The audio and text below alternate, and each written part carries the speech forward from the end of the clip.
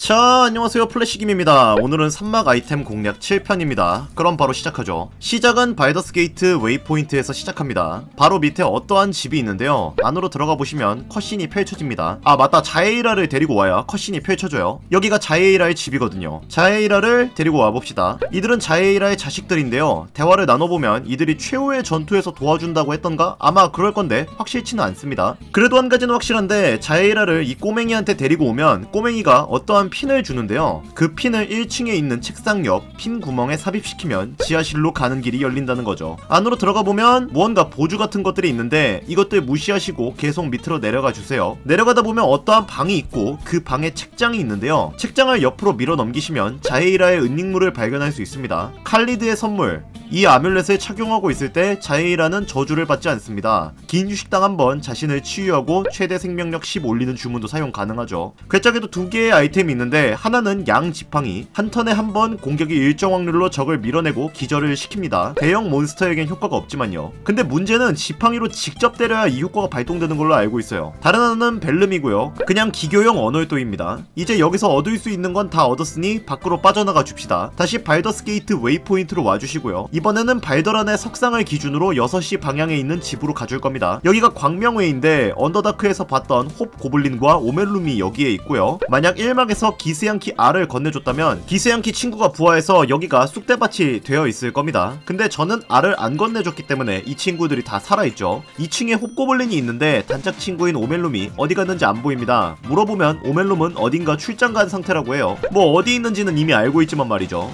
2층에 올챙이 표본이 있으니까 챙겨가 주세요. 이제 이 집에서 나와주신 다음 맵상 7시 방향에 있는 저택으로 가줍니다. 이곳에는 리자드맨 집사가 입구를 지키고 있는데요. 결국 이곳을 와버리고 말았군. 벌써부터 골머리가 아프네요. 이 저택 대청소할 생각을 하니까. 저택 안으로 들어가면 폴터가이스트 현상과 같이 물건이 둥둥 떠다니고 있습니다. 투명화 감지 마법이 있다면 여기서 유령들을 발견할 수 있는데요. 유령들은 모두 적대적이기 때문에 모두 두들겨 패주시면 됩니다. 우리의 예상보다 유령이 저택에 군데군데, 그리고 상당수가 포진되어 있으니까 조심하면서 전진해주세요. 저택이 2층인지 3층인지로 가면 예전에 젠타림 은신처에서 구해줬던 그 화가가 있습니다. 뭐 상태는 멀쩡해 보이지 않지만 말이죠. 유령과의 건전한 주먹의 대화를 해주시면 여기 있는 귀부인님께서 말을 걸어주시는데요. 내용인즉슨 이 저택의 저주를 해제해달라고 합니다. 저주는 저택의 최상층으로 올라가야 해제할 수 있지만 난감한 점이 하나 있는데요. 바로 저주받은 해골이 길막을 하고 있다는 겁니다. 해골은 역장 피해 2배 피해를 입고 나머지는 웬만하면 저항이나 면역이에요. 여기서 섬뜩한 파동이 있다면 간단하게 처리하면서 올라갈 수 있지만, 없다면 뭐 방법은 여러 가지가 있긴 하죠. 근데 이거 정석으로 뚫고 올라가는 방법은 모르겠네요. 굳이 편법이 있는데 정석으로 할 필요가 없어서 말이죠. 최상층에 올라가면 비어있는 화판 틀이 있는데요. 이곳에 오스카의 초상화를 삽입해주시면 됩니다. 초상화는 바로 옆에 널브러져 있어요. 그러면 옆방문이 열려요. 옆방에는 어떠한 여인의 초상화가 있는데 이 초상화를 횃불로 지지셔야 합니다. 캐리언한테서 얻은 전설 횃불로 말이죠. 초상화를 부숴주시면 어떠한 여인의 영혼이 오스카를 찾습니다. 개빡친 상태로요. 이제 다시 아래층으로 내려가 오스카한테 대화를 걸어주세요. 그리고 설득을 해줍니다. 성불하라고 말이죠. 퀘스트가 끝나면 오스카가 그림을 그려준다고 자신을 따라오라고 하는데요. 저 친구 이상한 데로 가더니 1층으로 다이빙 했거든요? 잠시만요. 버그 같은데.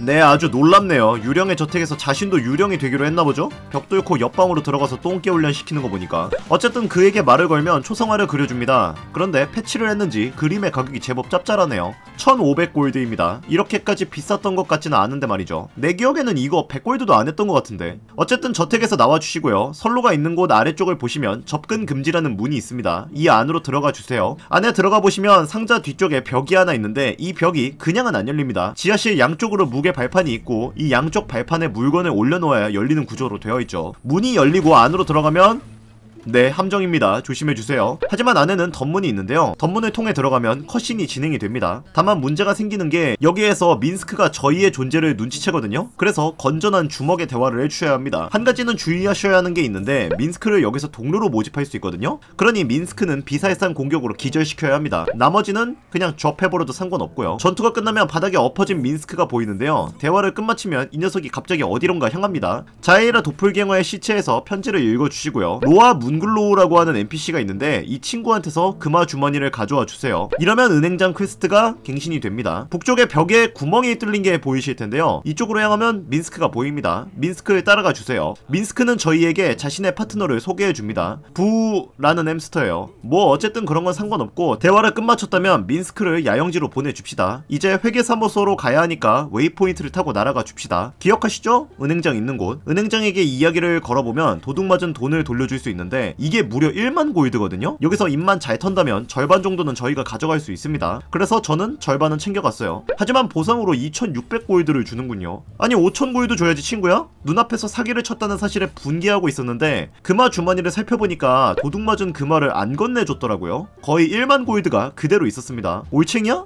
너도 정말 한 성깔하는구나. 사기에 사기를 쳤네. 뭐 어쨌든 퀘스트를 끝마치면 금고 안쪽에 있는 9번 금고실을 열 수 있는데요. 여기서 아이템 하나를 챙길 수 있습니다. 우아한 징박힌 가죽, 선제권 굴림에 플러스 2 보너스를 받고 은신 판정에 유리 보정을 받는 경갑입니다. 또한 짧은 휴식당 한번 방어막을 발동시킬 수 있죠. 그래서 로그나 레인저가 착용하면 좋은 옷입니다. 이제 나머지 금고문도 열어줘야죠. 금고는 총 9개가 있는데 9번 금고는 저희가 열었고요. 나머지는 열쇠가 없다면 저희가 직접 자물쇠 따기를 해야 합니다. 하지만 버프를 덕지덕지 바른다면 못 열 것도 없더라고요. 어쨌든 1번 금고문부터 열어봅시다. 우선 님프 망토, 긴 휴식당 한번 인간형 적을 지배하는 주문을 걸 수 있는 망토입니다. 다른 하나는 주문 석학 에뮬렛, 레벨 2 주문 슬롯을 추가로 얻는 아뮬렛이고요. 2번 금고에는 자나스의 모자, 설득과 기만 판정의 유리 보정을 얻는 모자입니다. 3번 금고를 열어보시면 석궁이 있는데요. 거루족의 긴 팔, 언데드 몬스터를 공격하면 명중과 피해 굴림에 1 다이스 4 보너스를 받는 석궁입니다. 4번 금고에서는 삼지창을 하나 얻고요. 파도의 삼지창, 적중시 대상을 중심으로 2m 범위에 물표면을 생성하는 창입니다.